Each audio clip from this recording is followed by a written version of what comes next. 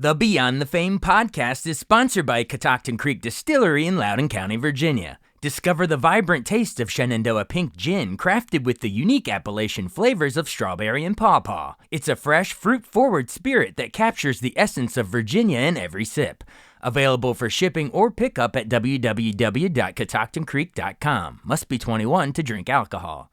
And of course, this podcast would not be possible without our longtime sponsor, the Hollywood Casino at Charlestown Races in West Virginia. Upcoming featured entertainment includes Collective Soul on April 10th and comedian Angela Johnson on April 11th. Details and tickets at HollywoodCasinoCharlestown.com. Must be 21 to enter the casino floor and attend a show. Gambling problem? Call 1-800-GAMBLER.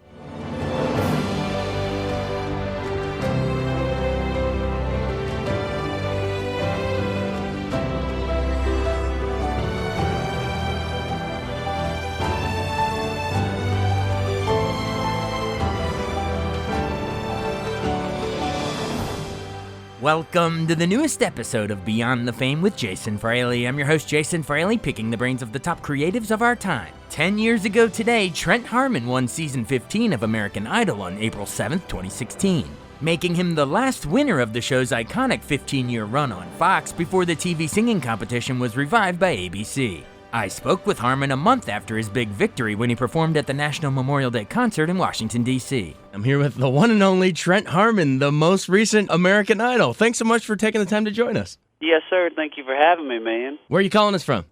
I am calling you from Nashville, Tennessee, man. The perfect place for you to be, sir. Well, the reason... Yes, sir, it is. And the reason we're talking with Trent, obviously, is he's coming this Sunday to our nation's capital here in D.C. For the Memorial Day concert. It'll air on PBS, but come out to the National Mall and check it out. A, have you ever been to the nation's capital? And B, have you ever performed here?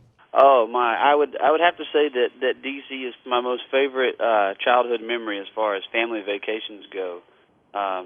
Being a history major throughout college, it was kind of an inspiring moment for me to go to D.C. as like a 9th or 10th grader, but I've never gotten to perform, so that's going to be an even bigger bucket list for me. I had no idea you were a history major. See, this is a yes, perfect time. Was it American history, or what are you most into? I studied a lot of colonial American history while I was in college, and then as I got on up throughout finishing my college career, I studied a lot of civil rights. I wrote a lot of civil rights papers, a lot of exit papers on that subject. That's so cool. See, Trent Harmon, not only can he sing, he's multi-talented here. What can we expect you to sing here on the National Mall? Completely fitting, man. I'm going to be singing the national anthem on the lawn of the Capitol. That's what I'm going to be singing. So you're kicking it all off. How special is that going to be to look out and you see, you'll probably have a lot of veterans, a lot of families, a lot of patriotism around you. What's it going to be like to be the one singing the national anthem? Man, I don't think there's going to be any more moving of a ceremony than being able to look out over that crowd, standing there. I'm pretty sure I'll be able to hold it all together, but I really can't wait, and I really want to. I hope I have time to get there early, and even maybe afterwards, and just walk through Arlington, just kind of soak it all in. For sure, it's going to mean a lot to me. I don't know if there could have been a better pick to do this, because being a history major, all of this actually means a lot to me. And I've worked with veterans before. I've worked pretty closely with Wounded Warrior Project for a couple years now, and done a couple benefit concerts for them. And so this is a big deal to me. I take it seriously. That's awesome. And did you ever, you have some heavy hitters up there with you, too. You got the Beach Boys, Trace Adkins, and Catherine McPhee, a fellow American Idol alum. Alum, yeah. Well, did you ever think you'd be playing with the Beach Boys? I did, man. I actually got to see the Beach Boys in concert for the first time last summer, and it was pretty surreal in itself. That was kind of a bucket list for concerts, and so I hadn't even auditioned for the show at that point. So now I'm kind of sharing a stage with them, artist to artist. That's kind of weird if you really say it out loud, from my perspective, Yeah, for sure. Tell me a little bit about, and take me back to the Idol finale and how surreal it was for you, not only to win, but also sort of to be there during that big, final farewell. It was strange, man, because I'm bumping arms, and I'm walking into people at lunch with Dottie McCreary's and Catherine McPhee's and Carrie Underwood's, and you look at this from such a contestant to artist perspective, even being, around Keith Urban, around Harry Connick and J-Lo. It's such a artist to contestant perspective. And then in one moment they announce your name as the winner of the show, and now it's artist to artist. And that's even a weirder statement if you think about it.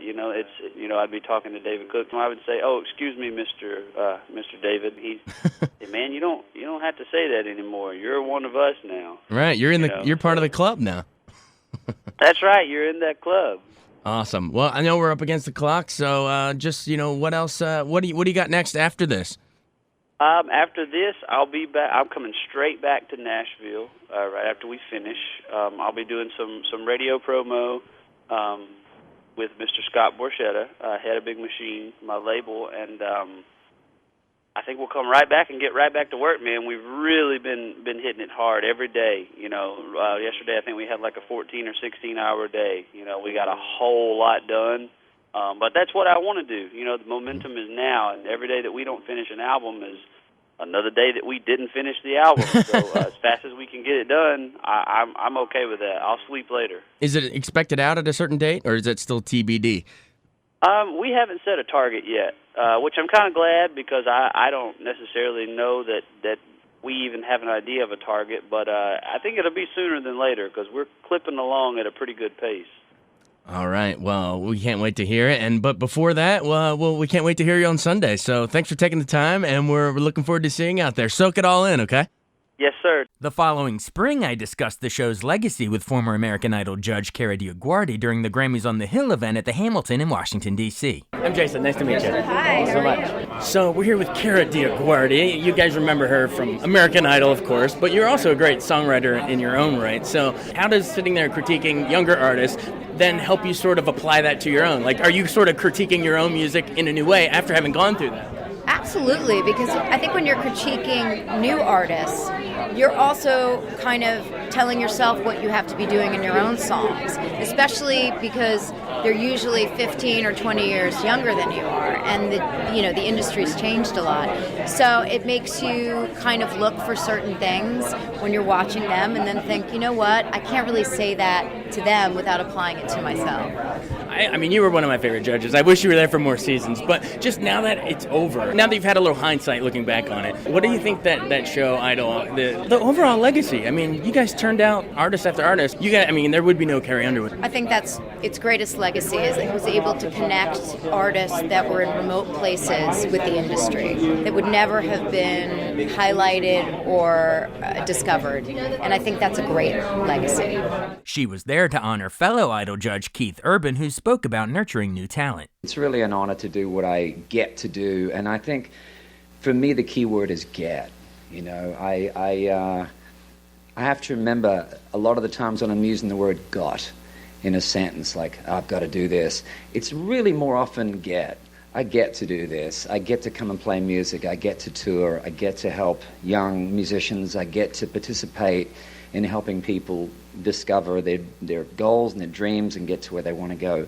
A few years later, I spoke with Harry Connick Jr., who served as a judge during Harmon's victory season. Being a mentor was great. I like that because I grew up with a lot of great mentors. So being a mentor is really fun. You get to sit around with these kids and really get to know them and talk to them and try to share some things that you think will help them in their careers and things that they can use on stage. Being a judge is a completely different thing because you don't talk to them, you don't get to know them, there's no relationship there. You just sit back and objectively respond to what they're doing, which is not as much my style as mentoring. I like to get to know them. But the judging was really fun. I did it for 3 years, and I worked with J-Lo and Keith and Ryan, of course, and they're just a lot of fun to be around, and it was a great gig. I mean, you sit up there and listen to people sing and tell people what you think about it. It was about as fun as you could imagine. American Idol was, of course, revived on ABC in 2018 with the season 24 finale coming up May 11th. For more American Idol convos, check out my previous interviews with Kelly Clarkson, Ruben Studdard and Clay Aiken, Fantasia Barrino, Jennifer Hudson, Chris Daughtry, Taylor Hicks, Jordan Sparks, David Cook, Chris Allen, Scotty McCreery, and Philip Phillips, all in the archives at BeyondTheFamePodcast.com. Thanks so much for listening to Beyond the Fame with Jason Fraley. Our theme music is Scott Buckley's Clarion. Remember to give us a 5-star rating if you like what you hear. We'll see you next time.